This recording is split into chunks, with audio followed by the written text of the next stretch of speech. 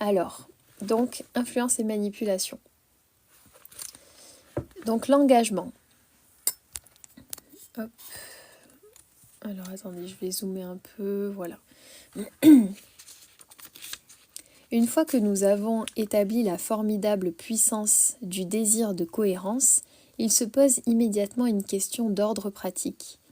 Comment cette puissance peut-elle être mise en jeu ? Qu'est-ce qui déclenche le déclic fatidique de la cassette cohérence ?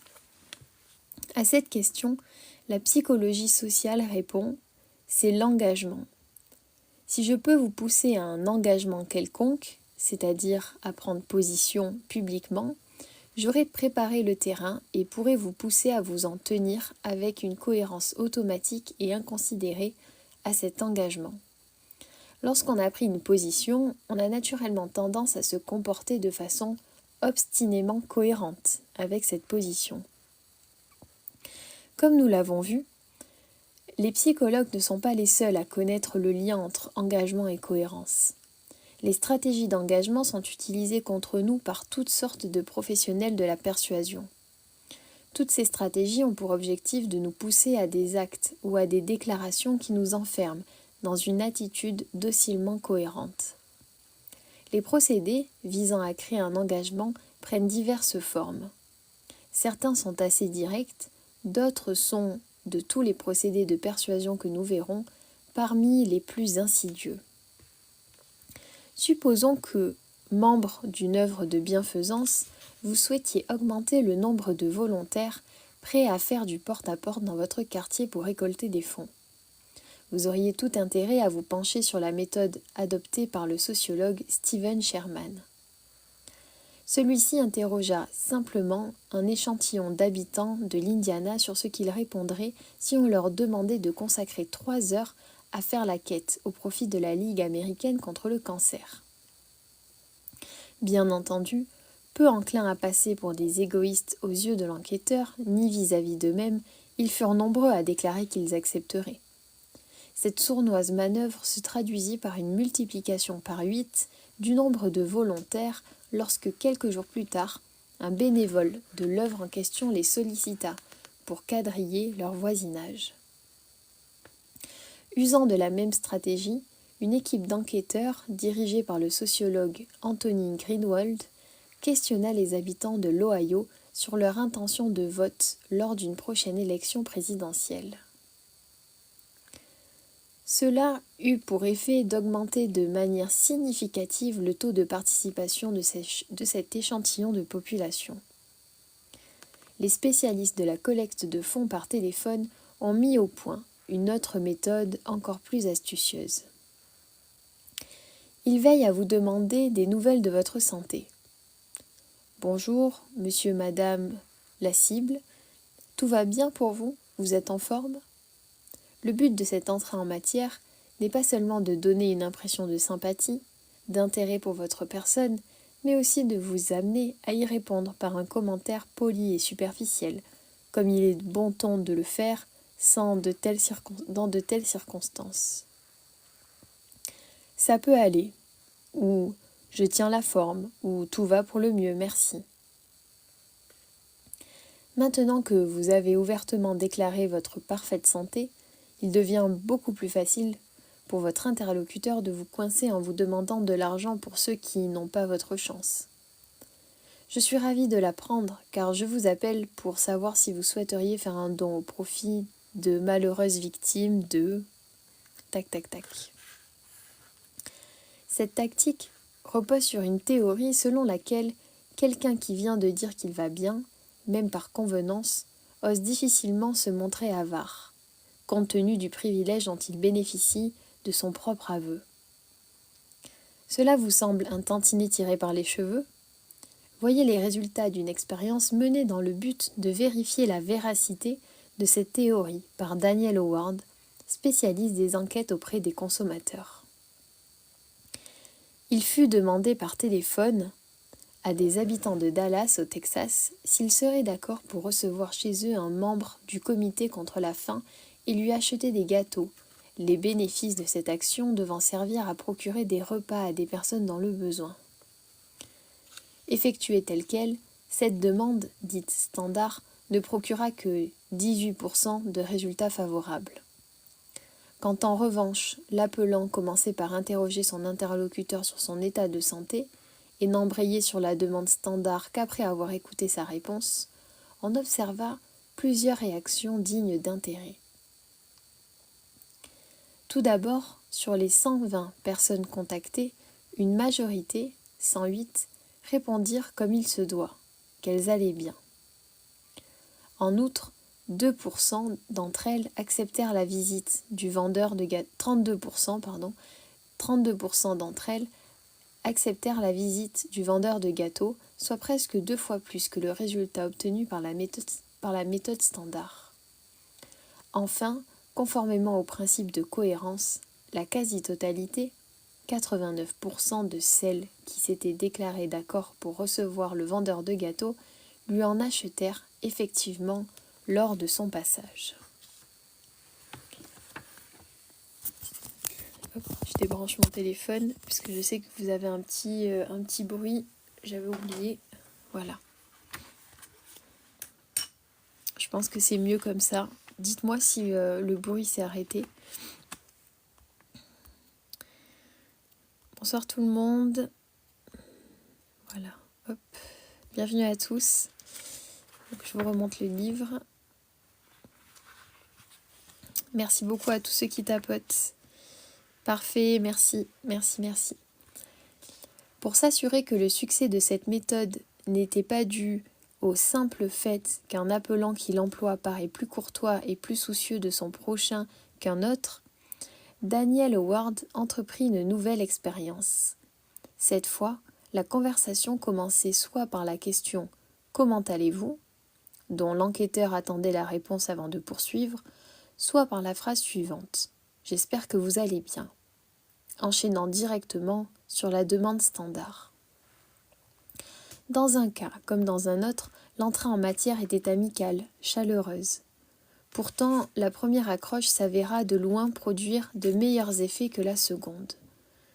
33% de réussite contre 15%, car elle seule amenait les cibles visées à s'engager de façon publique et exploitable. Remarquons en outre que les résultats positifs obtenus auprès de ces personnes furent doublement supérieurs alors même que, lors de l'appel téléphonique, elles avaient pu penser ne donner qu'une réponse sans conséquence à une question tout à fait anodine. Une fois de plus, il s'agissait là d'une belle illustration de l'efficacité du jujitsu social. L'efficacité d'un engagement dépend de plusieurs facteurs qui le rendent plus ou moins apte à infléchir notre comportement futur. On peut en trouver la meilleure illustration dans une entreprise de persuasion qui fut réalisée sur une grande échelle. Il est remarquable que cette entreprise se soit appuyée de façon systématique sur ces facteurs bien avant que ceux-ci aient été définis par la science. Pendant la guerre de Corée, beaucoup de soldats américains se trouvaient retenus dans les camps de prisonniers dirigés par les communistes chinois. Dès le début de la guerre, on s'aperçut que les Chinois traitaient leurs prisonniers tout autrement que leurs alliés nord-coréens, qui recouraient aux brutalités et aux sévices pour briser la volonté des captifs. Extrêmement soucieux d'éviter jusqu'à l'apparence de violence, les Chinois entreprirent, selon leurs propres termes, une politique de douceur, qui était en fait une très subtile et très délibérée agression psychologique sur la personne de leurs prisonniers. Après la guerre, les psychologues américains interrogèrent longuement les prisonniers rapatriés pour établir ce qui s'était passé. Une enquête approfondie fut menée, en raison notamment des effets déstabilisants de certains aspects de la méthode des Chinois. Ainsi, les Chinois réussissaient très bien à pousser les Américains à se dénoncer les uns des autres, ce qui offrait un contraste frappant avec le comportement des prisonniers américains pendant la Deuxième Guerre mondiale. De ce fait, les plans d'évasion étaient rapidement découverts et les tentatives en ce sens échouaient presque toujours. Quand une évasion se produisait, écrit le docteur Edgar Schein, un des enquêteurs chargés d'étudier le programme d'endoctrinement des Chinois, les Chinois arrivaient très facilement à récupérer le fugitif en offrant un sac de riz à quiconque permettrait de le trouver. Et de fait, presque tous les prisonniers américains dans les camps chinois semblent avoir collaboré avec l'ennemi, d'une façon ou d'une autre. L'examen de la méthode utilisée dans les camps de prisonniers chinois montre que celle-ci reposait en grande partie sur la pression de l'engagement et de la cohérence pour obtenir la soumission des prisonniers. Naturellement, la première difficulté était de s'assurer une collaboration si infime soit-elle de la part des Américains. Ces hommes étaient entraînés à ne livrer que leur nom, leur grade et leur matricule, en dehors des violences physiques. Comment pouvait-on espérer les amener à donner des informations d'ordre militaire, à dénoncer leurs camarades ou à renier publiquement leur pays? La réponse des Chinois était simple, petit à petit. Ainsi, les prisonniers étaient fréquemment priés de faire des déclarations légèrement anti-américaines ou pro-communistes, mais si légèrement que cela ne semblait pas tirer à conséquence. Tout n'est pas parfait aux États-Unis. Dans un pays communiste, il n'y a pas de problème de chômage. Mais après s'être soumis à ces exigences assez modestes, les hommes étaient poussés à en accepter d'autres du même genre, mais un peu plus fortes. Un homme qui venait d'accorder à son interrogateur que tout n'était pas parfait aux États-Unis se voyait demander.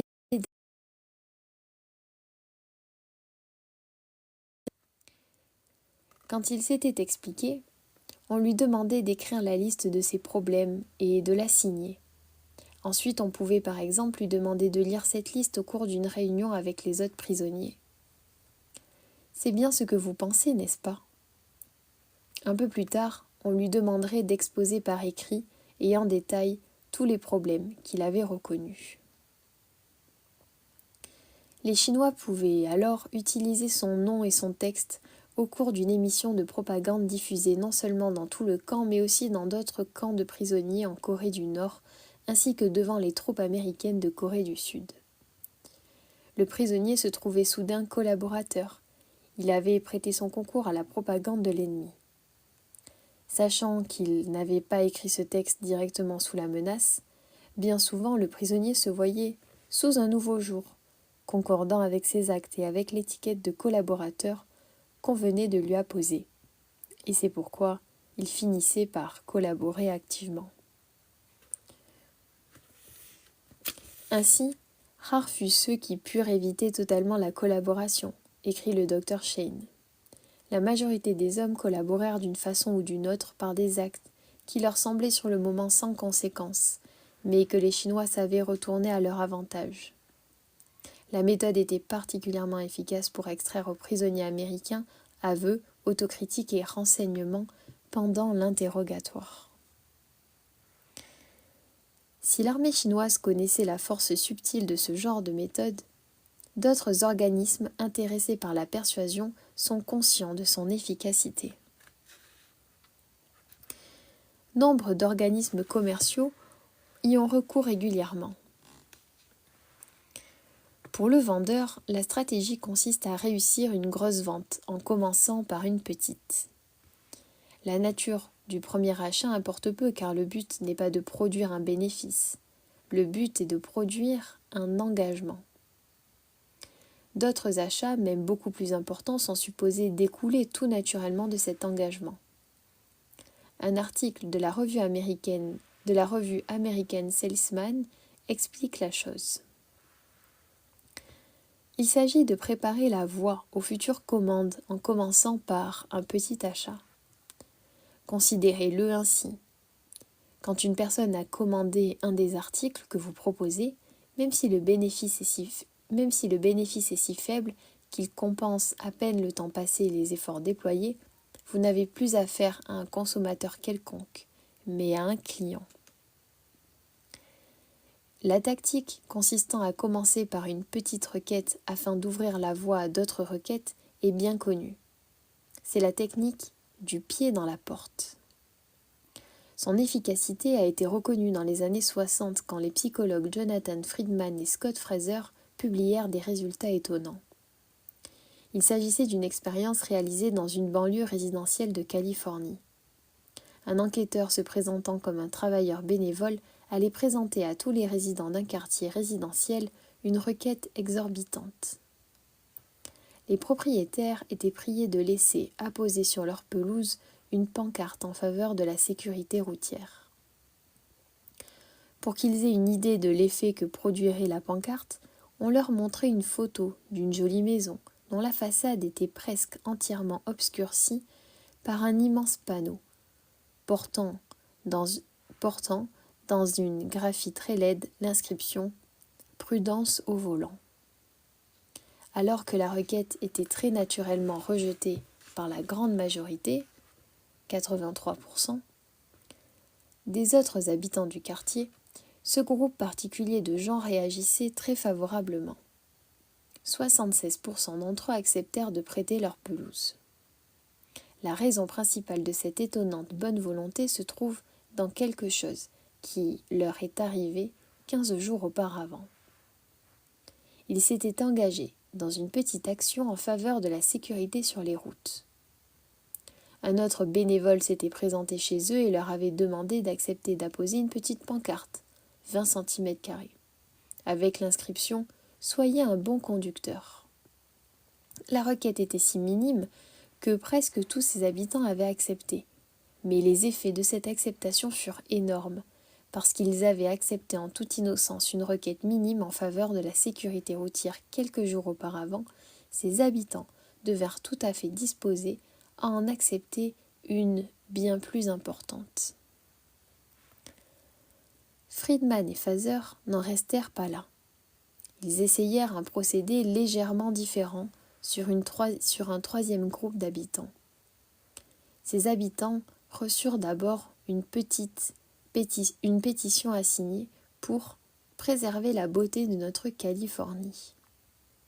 Naturellement, presque tout le monde signa car préserver la beauté d'une région, de même que disposer d'un gouvernement efficace ou assurer une bonne prévention prénatale, est une ambition que personne ne peut trouver illégitime. 15 jours plus tard, Friedman et Fraser envoyèrent un autre bénévole chez ses habitants pour leur demander d'accepter qu'on érige la grande prudence au volant sur leur pelouse. Leur réaction est en un sens la plus étonnante de toutes celles produites par cette expérience. La moitié d'entre eux environ accepta l'installation du panneau, et pourtant, le petit engagement qu'ils avaient pris quelques jours plus tôt n'avait rien à voir avec la sécurité sur les routes, puisqu'il s'agissait d'un autre sujet d'intérêt général, la beauté de la région. Au premier, Friedman et Fraser furent les premiers étonnés de ce résultat. Pourquoi le simple fait de signer une pétition pour la défense de la beauté de l'État rendrait-il les gens si complaisants devant une toute autre requête qui les engageait bien plus ? Après avoir envisagé d'autres explications, Friedman et Fraser en proposèrent une qui permettait de rendre compte du phénomène. Le fait de signer la pétition pour la défense du paysage avait modifié l'opinion que ces gens avaient d'eux-mêmes. Ils se considéraient désormais comme des citoyens soucieux de l'intérêt général et guidés par leur seul esprit civique. Lorsque 15 jours après, on leur avait demandé de rendre à nouveau service à la communauté en acceptant devant chez eux le panneau « Prudence au volant », ils avaient accepté, afin de se montrer cohérents avec la nouvelle image qu'ils avaient d'eux-mêmes. Selon Friedman et Fraser, ce qui se produit sans doute, c'est un changement dans les sentiments de l'individu vis-à-vis de l'engagement et de l'action positive. Une fois qu'il a accepté la proposition, il devint à ses propres yeux le genre de personne qui s'engage de la sorte, qui accepte de collaborer avec des inconnus, qui s'engage pour obéir à ses convictions, qui soutient des causes justes. La leçon à tirer des découvertes de Friedman et Fraser est donc d'y réfléchir à 2 fois avant d'accepter de se prêter à des actions, même minimes. Notre consentement peut non seulement nous amener à accepter d'autres propositions similaires, quoique bien plus importantes, mais aussi nous disposer favorablement à l'égard des requêtes exorbitantes qui n'ont qu'un rapport lointain avec le petit service que nous avons rendu d'abord. C'est cette deuxième forme d'influence, plus générale, que je trouve inquiétante. Alors on fait une petite pause, je vous montre le livre. Donc on lit Influence et manipulation de Robert Cialdini.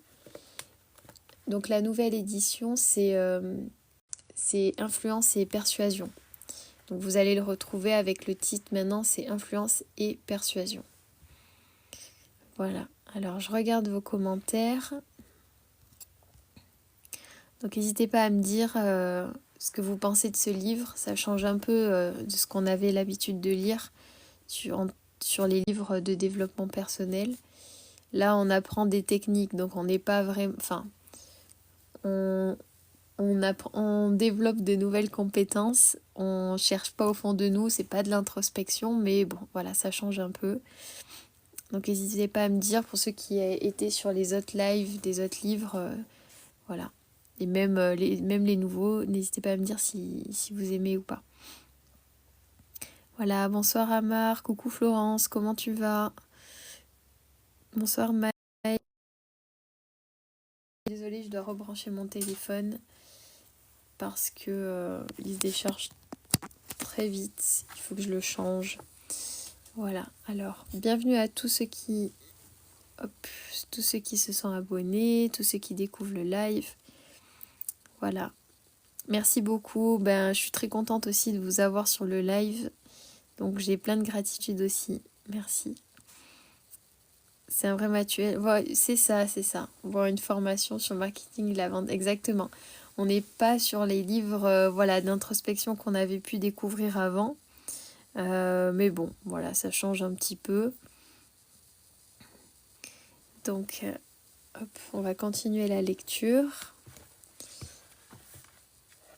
Donc bienvenue à tous. Si vous aimez les livres de développement personnel, si vous voulez suivre les lectures, avoir du contenu là-dessus, n'hésitez pas à vous abonner.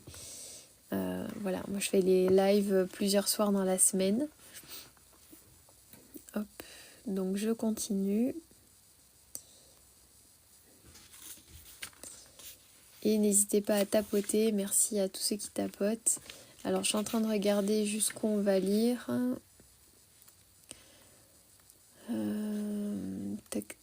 Alors, vous devez en avoir marre d'entendre mes tac-tac.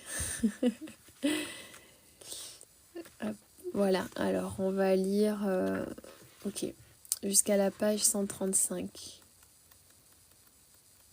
Et la prochaine fois, on terminera le chapitre. Donc il nous reste encore pas mal de pages. On va lire, je pense, jusqu'à 22h10, 15 à mon avis. Donc je continue. On en était ici. Cela m'inquiète à tel point que je refuse presque tous les jours de signer les pétitions, même pour les causes que je défends. Ma signature a le pouvoir d'influencer non seulement mon comportement futur, mais aussi l'idée que je me fais de moi-même, de façon peut-être non désirée. Et une fois ce résultat atteint, celui qui désire m'exploiter peut en tirer quantité d'avantages invisibles. Qui parmi les sujets de l'expérience Friedman et Fraser aurait pensé que le bénévole, qui leur demandait de signer une pétition pour la défense de la beauté de la région, voulait en fait leur faire accepter un panneau pour la sécurité routière 15 jours plus tard? Et lequel d'entre eux aurait pu soupçonner que sa décision d'autoriser le panneau s'expliquait par le fait qu'ils avaient signé la pétition? Aucun, à mon avis. S'il y avait eu quelques regrets une fois le panneau érigé, à qui aurait-il pu s'en prendre, sinon à eux-mêmes et à leur civisme malvenu? Ils n'auraient sans doute même pas pensé aux porteurs de la pétition, préserver la beauté de notre Californie, encore moins à l'art du jujitsu.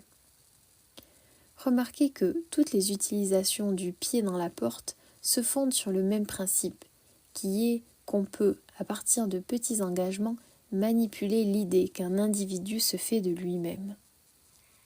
On peut changer le citoyen ordinaire en personne soucieuse de l'intérêt général, le consommateur quelconque en client, le prisonnier de guerre en collaborateur. Et lorsqu'on a modifié cette image de l'individu de la façon voulue, celui-ci se conforme tout naturellement à ce que vous lui demandez dans la ligne de son nouveau personnage.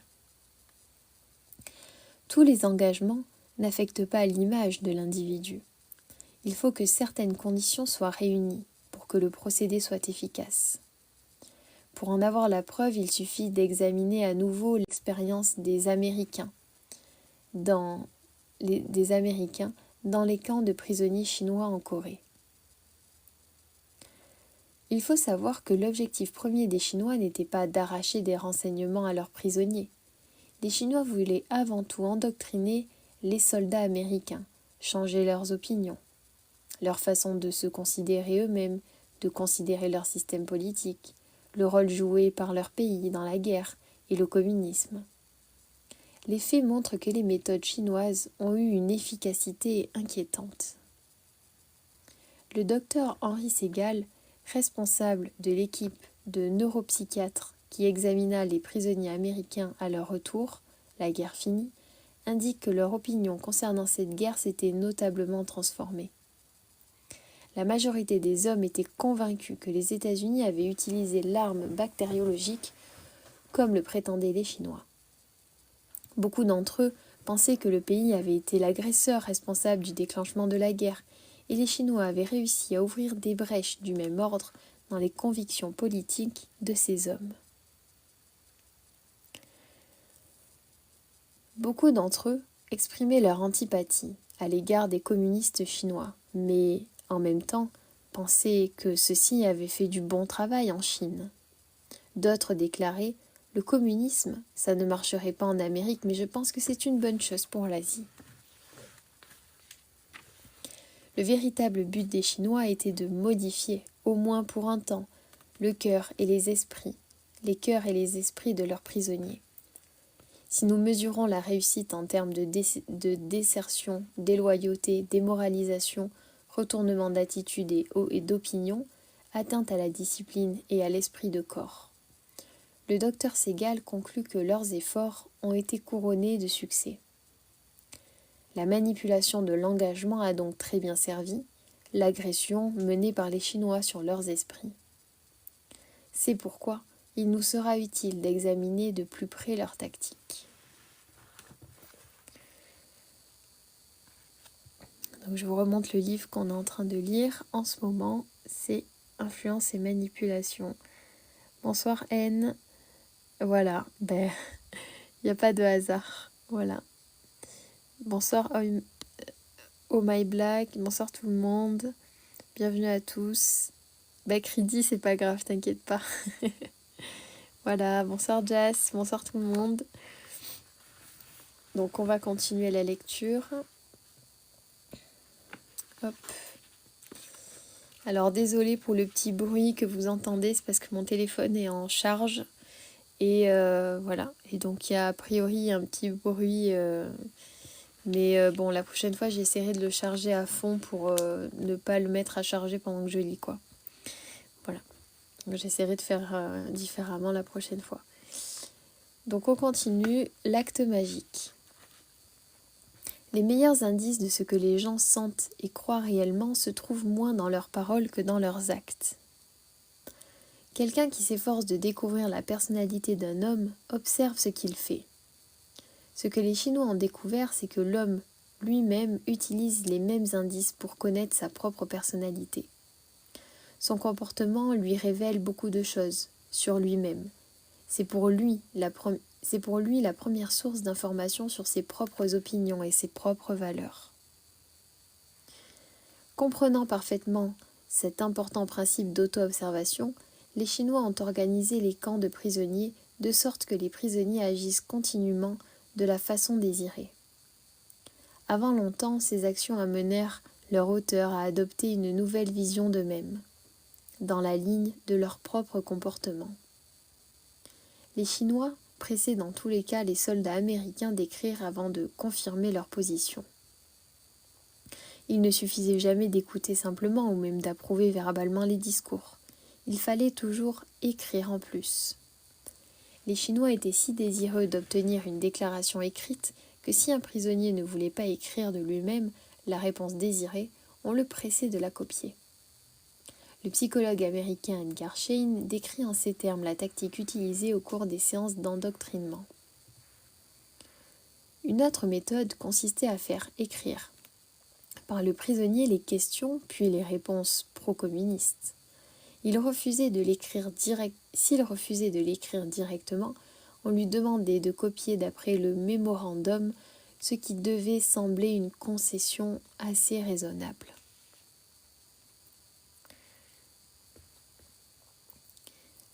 Ah, ces petites concessions. Nous avons déjà vu comment des engagements apparemment sans conséquence peuvent entraîner d'extraordinaires comportements par la suite. Les Chinois savaient que, en tant que procédé d'engagement, une déclaration écrite a de grandes vertus. D'abord, elle constitue une preuve matérielle. Après avoir écrit ce que voulaient les Chinois, il était difficile de croire qu'on ne l'avait pas fait. Il n'existait aucune possibilité pour le soldat d'oublier ou de nier, comme c'était le cas quand la déclaration était purement verbale. Il voyait ce texte écrit de sa main, preuve d'un acte irréversible qui le conduisait à mettre ses opinions et sa personnalité en accord avec l'acte qu'il avait indéniablement commis. Le deuxième avantage de sa déclaration écrite est de pouvoir être montrée à d'autres personnes. Bien sûr, cela veut dire qu'elle peut être utilisée pour persuader ces autres personnes. Elle peut les persuader de changer leurs propres attitudes dans le sens suggéré par la déclaration. Mais ce qui est encore plus important pour l'engagement, cela peut les persuader que l'auteur croyait réellement ce qu'il écrivait.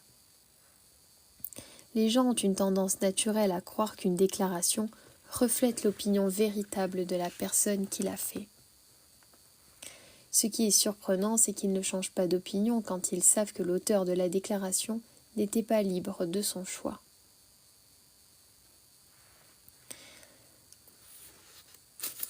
Ce phénomène a été mis en évidence scientifiquement par les psychologues Edward Jones et James Harris lors d'une expérience. Lors d'une expérience, ils présentèrent à différentes personnes un texte favorable à Fidel Castro, en leur demandant de deviner les véritables sentiments de son auteur. John et Harris dirent à certaines des personnes interrogées que l'auteur avait choisi d'écrire un texte favorable à Castro, à d'autres que l'on avait demandé à l'auteur avait choisi d'écrire un texte favorable à Castro, à d'autres que l'on avait demandé à l'auteur d'écrire en faveur de Castro. Or, même ceux qui savaient que l'auteur avait été prié d'écrire en faveur de Castro estimèrent que l'auteur avait de la sympathie pour Castro. On dirait qu'une déclaration engagée produit un déclic chez ceux qui en sont témoins. À moins que tous les faits indiquent le contraire, les observateurs supposent automatiquement la sincérité de l'auteur d'une déclaration. Alors je fais une petite pause, je vous remonte le livre et vous voyez bien là sur moi, ça me fait penser aussi à quelque chose sur l'écriture. C'est pour ça que c'est hyper important aussi, là ça n'a rien à voir avec ce qu'on lit, mais quand on écrit ses objectifs le soir ou le matin, quand on écrit ses intentions, en fait on les intègre beaucoup mieux et on les porte beaucoup plus facilement quand on écrit que quand on se les dit à l'oral. Et là on voit que dans ces techniques-là, le fait d'écrire, ça engage en fait. On s'engage, on se crée une nouvelle personnalité, on l'intègre et quand on écrit ses objectifs tous les matins, tous les soirs, on s'engage avec soi-même aussi. Donc vous voyez, on retrouve même la puissance de l'écriture là-dedans, parce que c'est revenu plusieurs fois sur les lectures. N'hésitez pas à écrire pour vous le soir vos souhaits, vos objectifs, qui vous souhaitez être, votre personnalité, etc., etc. Parce que vous allez vous engager avec vous-même, parce que vous allez écrire. Voilà. Donc je continue. Voyez l'effet à double détente produit sur un prisonnier qui a écrit un texte pro-chinois ou anti-américain. Ce texte sert à la fois à lui rappeler par la suite ses propres actes et à persuader son entourage que la déclaration représente ses véritables convictions.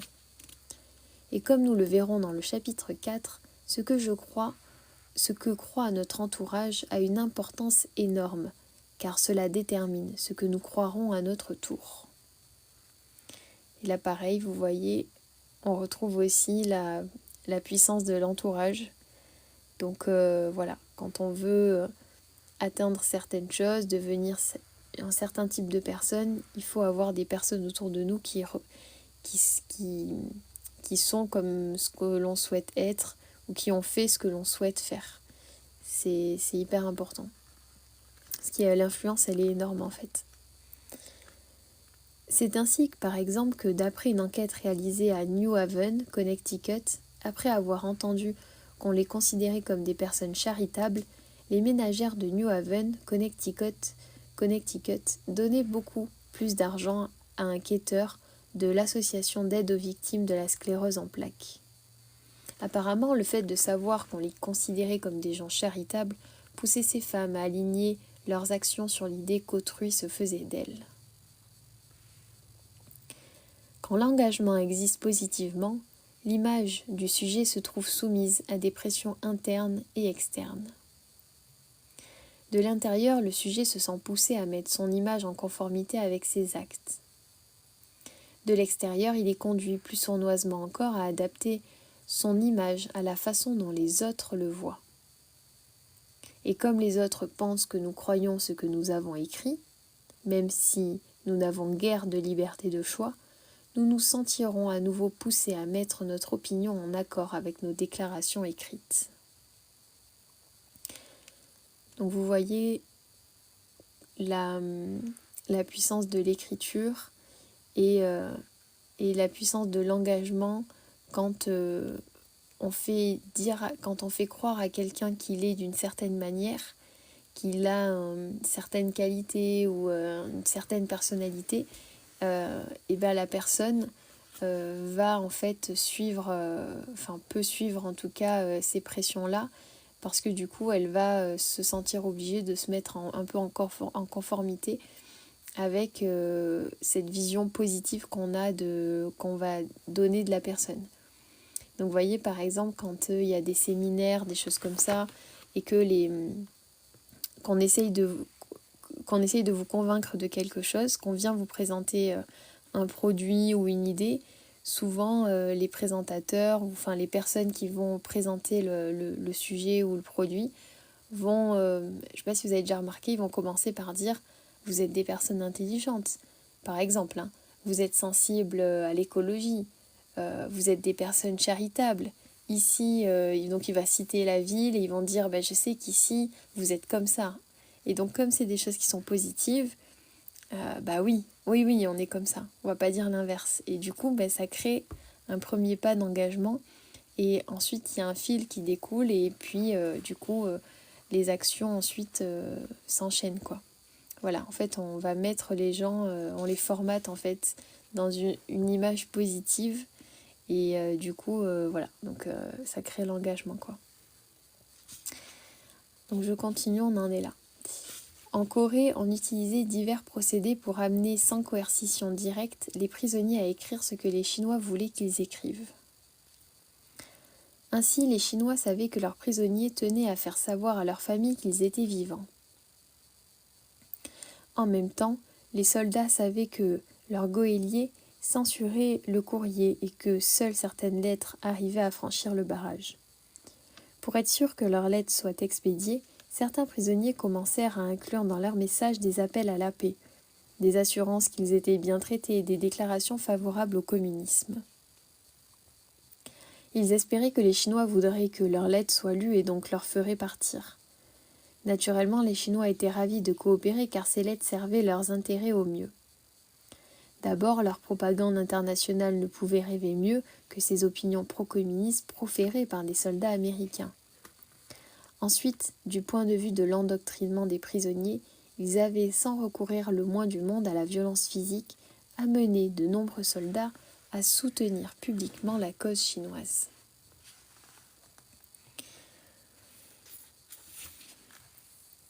Alors, une méthode similaire comportait des concours de textes politiques qui étaient régulièrement organisés dans le camp. Les prix offerts aux vainqueurs étaient invariablement minimes, quelques cigarettes ou quelques fruits, mais ces marchandises étaient assez rares pour que les hommes soient intéressés par le concours. En général, le texte qui remportait le prix était celui qui prenait une position nettement pro-communiste, mais pas toujours. Les Chinois étaient vite avisés pour se rendre compte que la plupart des prisonniers ne participeraient pas à un concours s'ils ne pouvaient gagner qu'en écrivant un tract communiste. Ils étaient aussi habiles pour savoir semer chez ces hommes des sentiments d'engagement vers le communisme qui, avec des soins attentifs, pourraient croître et embellir par la suite. C'est pourquoi de temps à autre, le prix couronnait un texte qui soutenait de façon générale les États-Unis tout en faisant une ou deux concessions à la position chinoise.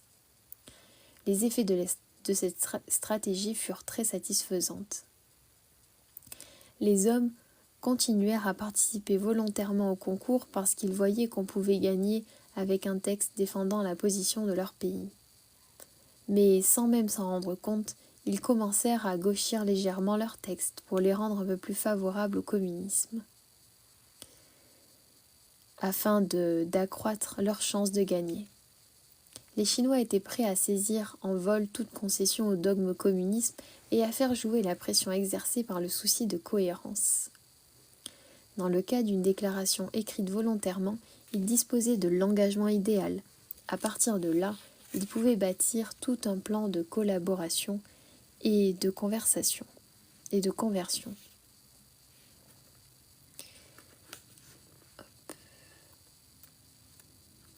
Alors, on va peut-être pas... Du coup, je suis en train de regarder l'heure.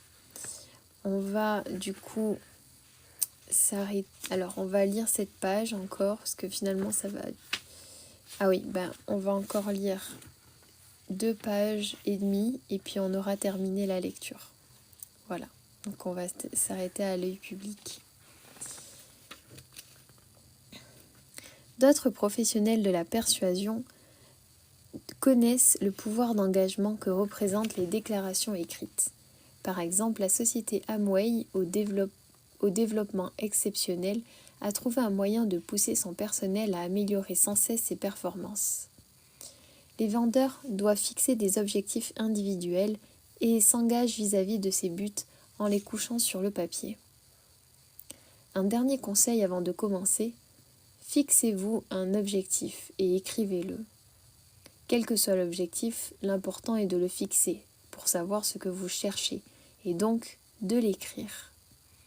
Il y a un élément de magie dans le fait d'écrire quelque chose, donc fixez-vous un objectif et écrivez-le. Lorsque vous l'aurez atteint, fixez-en un autre et écrivez-le aussi, vous verrez le résultat.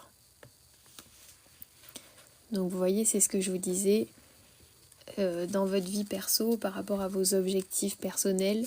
Même si c'est des petites choses comme se lever à une certaine heure tous les matins, boire plus d'eau, vous n'êtes pas obligé de vous fixer des objectifs de dingue ou tout ce qu'on voit sur les réseaux, etc. Mais voilà, si vous avez un objectif, écrivez-le et surtout écrivez-le tous les jours pour vraiment que vous puissiez créer l'engagement avec vous-même en fait. Voilà. Et ça va s'ancrer en vous et ça va s'ancrer dans votre cerveau. Et vous allez voir que vous allez formater votre cerveau à ce que ce soit normal pour vous d'atteindre cet objectif et ça va se faire après. Voilà, vous mettez en place ces actions évidemment, mais voilà, donc je vous remonte le livre. Donc influence et manipulation. Si la société Amway a découvert un élément de magie dans le fait d'écrire, elle n'est pas la seule à avoir fait cette découverte. Certaines sociétés de vente au porte-à-porte utilisent la magie des engagements écrits pour contrer les lois instaurant un délai de réflexion voté dans certains pays. Ces lois permettent aux clients d'annuler le contrat quelques jours après la vente sans aucune perte financière. À première vue, cette législation est un mauvais coup porté aux sociétés de vente par démarchage. Ces sociétés ayant largement recours à la pression sur le client, celui-ci achète souvent, non parce qu'il désire le produit, mais parce qu'on le pousse à l'achat, par intimidation et par ruse. Quand les nouvelles lois entrèrent en vigueur, les clients se mirent à annuler en masse. Les sociétés ont depuis découvert un procédé extrêmement simple qui réduit le nombre de ces annulations de façon spectaculaire. Il suffit de faire remplir le contrat de vente, non par le vendeur mais par l'acheteur, selon le programme de formation d'une importante société d'encyclopédie. Cet engagement personnel à lui seul s'est avéré un atout psychologique essentiel pour empêcher les clients de résilier leur contrat. Comme la société Amway, ces organismes estiment donc qu'il se produit quelque chose de particulier quand les individus couchent leurs engagements sur le papier. Ils se conforment à ce qu'ils ont écrit. Une autre façon pour les entreprises commerciales de se reposer sur la magie des déclarations écrites est de recourir à un moyen de promotion à l'apparence innocente. Avant de commencer à étudier les armes d'influence, je me demandais pourquoi de grandes sociétés telles que Procter & Gamble ou General Foods organisent sans cesse des concours du genre. Votre avis en 25, en 50 ou en 100 mots maximum. Tous ces concours se ressemblent. Les candidats doivent composer un petit texte commençant par les mots « J'aime tel produit parce que » et continuer en détaillant les qualités de la préparation pour pâtisserie ou de la cire à parquet en question. La société départage les concurrents et accorde des prix très élevés aux gagnants. Je me demandais ce que les sociétés retiraient de l'opération. Très souvent, il n'y a aucune obligation d'achat. Toute personne présentant un texte peut participer au concours. Or, les sociétés semblent curieusement désireuses d'engager les frais nécessaires à tous ces concours successifs. Je ne me le demande plus. L'objectif caché de ces concours est le même que celui des concours d'articles politiques des communistes chinois. Dans les deux cas, le but est d'amener le plus de gens possible à affirmer publiquement qu'ils aiment le produit. En Corée, le produit était une variété de communisme. En Europe, ce peut être une marque de crème de beauté. Peu importe le type de produit, le processus est le même. Les participants, appâtés par des prix alléchants, qu'ils ont peu de chances de gagner, écrivent volontairement des textes. Mais ils savent que, pour qu'un texte ait la moindre chance de gagner, il faut qu'il vante les qualités du produit. Ils trouvent donc les aspects positifs du produit et les exposent dans leurs textes. C'est ainsi que des centaines d'hommes en Corée ou des centaines de milliers de consommateurs en Occident témoignent par écrit de la qualité du produit et sont soumis de la sorte au pouvoir magique de la chose écrite.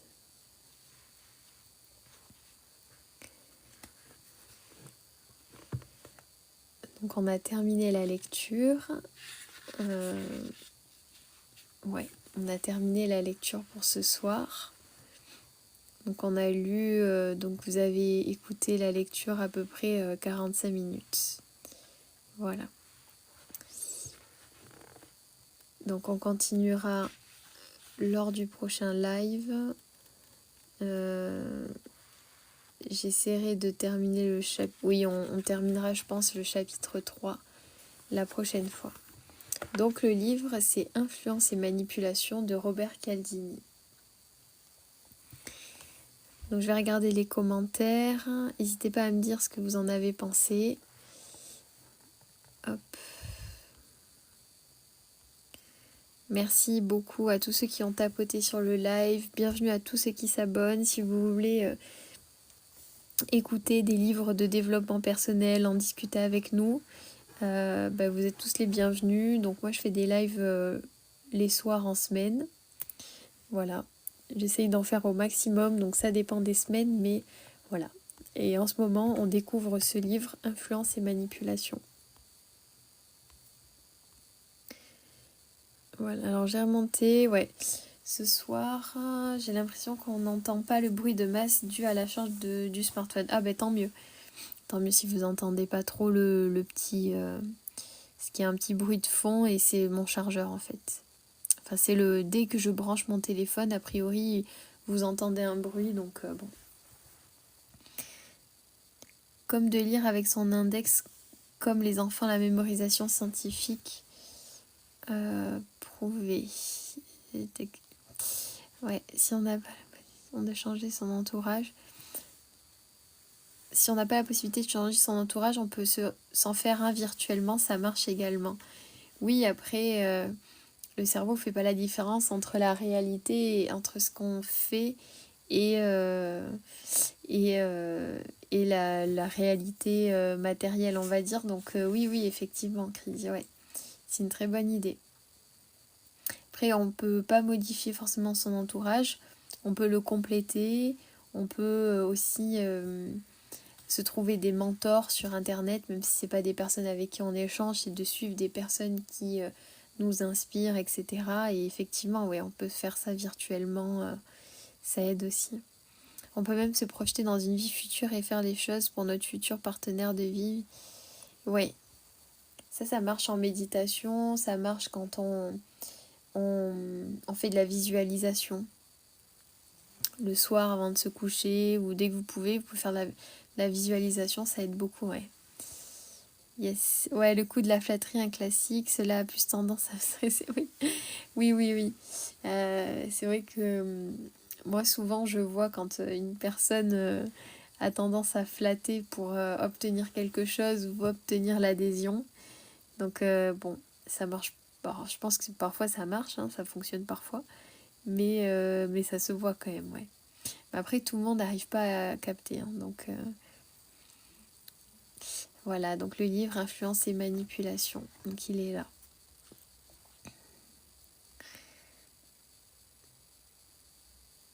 Oui, aucun souci. Bah, bienvenue à toi, Jess. Bienvenue à tout le monde. Voilà, bonsoir Lily, bonsoir tout le monde. Je pense que c'est intéressant ce que tu as dit sur l'écriture des intentions. Oui. Bah, c'est ce qu'il dit à la fin, le pouvoir magique de l'écriture. Quand on écrit, on pose les choses, on matérialise l'engagement.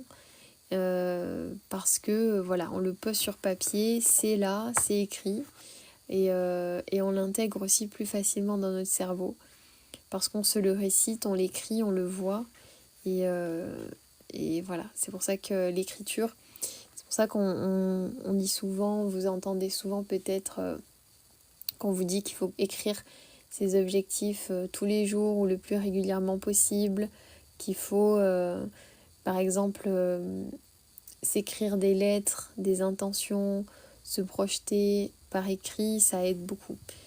Voilà. Donc même dans influence et manipulation, on peut retrouver des choses pour nous qui sont autres que des techniques d'influence, quoi. Donc c'est intéressant. Voilà, donc on va terminer le live sur ça si ça vous va. Bonsoir Arcaniclo.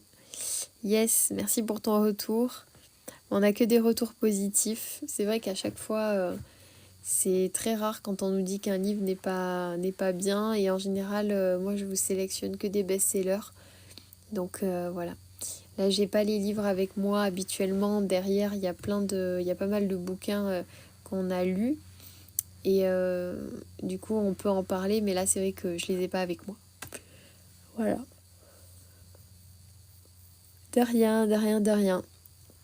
Je suis un petit peu fatiguée, je suis désolée, donc je vais pas rester trop longtemps, mais je voulais quand même qu'on puisse continuer la lecture et voilà. Donc j'espère que ça vous a plu. Hop.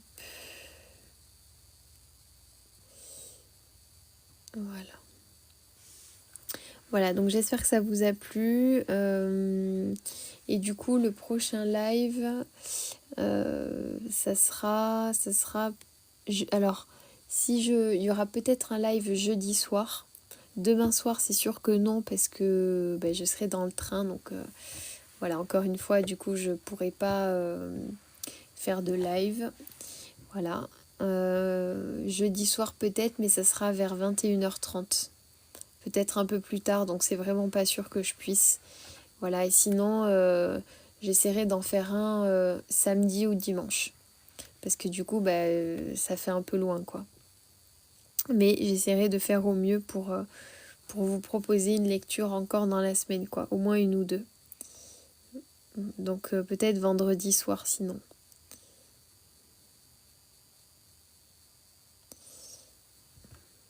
Voilà, donc merci beaucoup à tout le monde d'avoir été là. Merci Aura Farah. Voilà, merci Cridi, Derrick, merci tout le monde. Merci cette casse à cœur. Voilà, donc je vais vous souhaiter une très très bonne soirée. Je suis désolée de ne pas rester trop longtemps, mais voilà, je suis un peu... je crois que je suis un petit peu malade encore, mais c'est pas grave. Donc je vous souhaite une très très bonne soirée. Prenez bien soin de vous. Oui, je sais, Cridi. Je sais. Mais ça y est, je commence à être habituée. Non, je rigole. Merci. Merci tout le monde. Voilà, donc je vous souhaite une très très bonne soirée. J'espère que la lecture vous a plu. Je vous dis du coup à dans la semaine. Je vous mettrai en story quand est-ce que je fais mon prochain live. Et voilà, j'essaierai de faire au mieux et de le faire assez vite. Donc très bonne soirée, très bonne nuit tout le monde. Et je vous dis du coup à dans la semaine. Voilà, à bientôt. J'éteins le live. Bonne soirée. Oui, merci Cridi. Merci beaucoup. Merci beaucoup. Et des vitamines. Il faut que je prenne des vitamines. Voilà. Bonne soirée.